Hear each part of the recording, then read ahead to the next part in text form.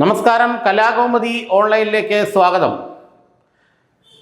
K M. Mani സാറിൻ്റെ പ്രിയപുത്രൻ Jose K Mani ഇടതുമുന്നണി വിടില്ല.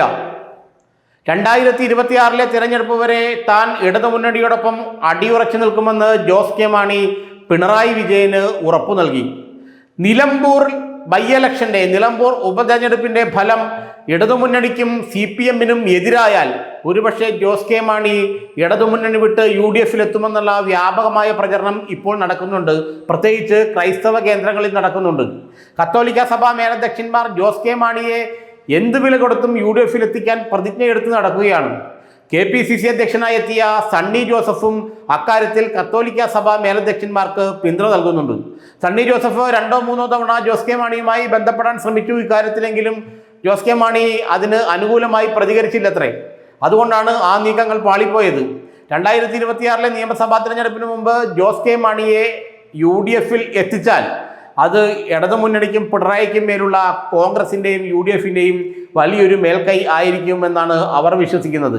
അതുകൊണ്ട് തന്നെ PK കുഞ്ഞാലിക്കുട്ടിയെ ഇടപെടിച്ച് ജോസ് കെ മാണിക്ക് തിരുവമ്പാടി സീറ്റ് നൽകാമെന്ന് വരെ പറയുകയുണ്ടായി. തിരുവമ്പാടി സീറ്റ് ഇപ്പോൾ മുസ്ലിം ലീഗിൻ്റെ കയ്യിലിരിക്കുന്ന സീറ്റാണെങ്കിലും അത് അവർ ജോസ് കെ മാണി വരികയാണെങ്കിൽ ജോസ് കെ മാണിക്ക് നൽകാമെന്നുള്ള ധാരണ ഉണ്ടാക്കിയിരുന്നു. അതുകൊണ്ട് തന്നെ നിലമ്പൂരിൽ ഇടതുമുന്നണി പരാജയപ്പെടുന്ന അവസ്ഥയുണ്ടായാൽ പിന്നെ ജോസ് കെ മാണി ഈ LDF നിന്നിട്ട് യാതൊരു കാര്യവുമില്ല എന്നാണ് അദ്ദേഹത്തിനൊപ്പം നിൽക്കുന്നവർ പറയുന്നത്. എന്നാൽ പിണറായി വിജയന്റെ സംയോജിതമായ ഇടപെടൽ ജോസ് കെ മാണിയെ LDF ഉറച്ചു നിൽക്കാൻ അല്ലെങ്കിൽ LDF അടിയുറച്ചിരിക്കാൻ നിർബന്ധിതനാക്കുകയാണ് ചെയ്തത്. ഒരു കാരണവശാലും ജോസ് കെ മാണി LDF ഇടതുമുന്നണിയിൽ നിന്ന് വിട്ടുപോകാതിരിക്കാനുള്ള എല്ലാ തന്ത്രങ്ങളും പിണറായി വിജയൻ പയറ്റുകയാണ്.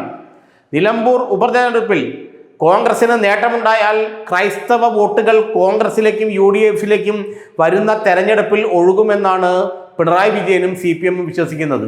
അതുകൊണ്ട് ആ സമയത്ത് ജോസ് കെ മാണിയെ പോലൊരാൾ കൂടി UDF പോയാൽ പിന്നെ മധ്യ കേരളത്തിൽ ക്രൈസ്തവ വിഭാഗത്തിന് നിർണായക രാഷ്ട്രീയ സ്വാധീനം ചെലുത്താൻ കഴിയുന്ന മധ്യ കേരളത്തിൽ CPM-ന് ഒരു പക്ഷേ വലിയ തോതിൽ സീറ്റുകൾ നഷ്ടപ്പെട്ടേക്കാം. അതുകൊണ്ട് തന്നെ എന്ത് വില കൊടുത്തും ജോസ് കെ മാണിയെ ഇടതുമുന്നണിയിൽ അടിയുറപ്പിച്ച് നിർത്തുക എന്നതാണ് പിണറായി വിജയന്റെ തന്ത്രം. കാരണം നിലമ്പൂരിൽ ഒരു പക്ഷേ ആര്യട മുഹമ്മദ് ജയിച്ചു കയറിയാലോ എന്നുള്ളൊരു ഭീതി CPM നേതാക്കളിലെ പ്രത്യേകിച്ച് പിണറായി വിജയന്റെ മനസ്സിലുണ്ട്. അതുകൊണ്ട് തന്നെ ജോസ് കെ മാണി ഒരു ക്രൈസ്തവ നേതാവിന് അല്ലെങ്കിൽ ക്രൈസ്തവ സമുദായത്തിന് അല്പം സ്വാധീനമുള്ള കേരള കോൺഗ്രസ് മാണി ഗ്രൂപ്പിനെ തൽക്കാലം ഇടതുമുന്നണിയിൽ പിടിച്ചു നിർത്താൻ എന്ന് വെച്ചാൽ 2026 നിയമസഭാ തിരഞ്ഞെടുപ്പിന്റെ സമയത്ത് ജോസ് കെ മാണിയുടെ കേരള കോൺഗ്രസ് ഇടതുമുന്നണിയിൽ ഉണ്ടായാൽ ഒരു ക്രൈസ്തവ പ്രാതിനിധ്യം വലിയ കാര്യമായി തന്നെ അവകാശപ്പെടാൻ കഴിയുമെന്നാണ് പിണറായി വിജയൻ കരുതുന്നത്. 2026 ഇടതുമുന്നണി പരാജയപ്പെടുകയാണെങ്കിൽ പിന്നെ ജോസ് കെ മാണിക്ക് UDF പോകാൻ ഒരു ബുദ്ധിമുട്ടില്ല. കാരണം പിണറായി വിജയനെ സംബന്ധിച്ചിടത്തോളം 2026 തെരഞ്ഞെടുപ്പിൽ ഇടതുമുന്നണി പരാജയപ്പെടുത്താൽ അദ്ദേഹത്തിന് മുഖ്യമന്ത്രി സ്ഥാനം ഒഴിയേണ്ടി വന്നാൽ പിന്നെ രണ്ടാമതൊരു രാഷ്ട്രീയം പിണറായി വിജയനില്ല എന്ന് അദ്ദേഹത്തിന് തന്നെ അറിയാം. പിന്നെ പുതിയ ആകാശവും പുതിയ ഭൂമിയുമായിരിക്കും, പുതിയ നേതൃത്വമായിരിക്കും CPM-ൽ.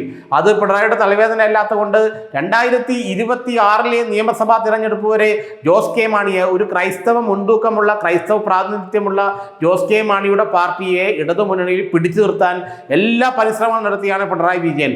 അതേ തുടർന്നാണ് കഴിഞ്ഞ ദിവസം ജോസ് കെ മാണി പിണറായി വിജയന് ഉറപ്പ് നൽകിയത് താൻ 2026 നിയമസഭാ തിരഞ്ഞെടുപ്പ് വരെ ഇടതുമുന്നണി വിടുന്ന പ്രശ്നമില്ല എന്ന്.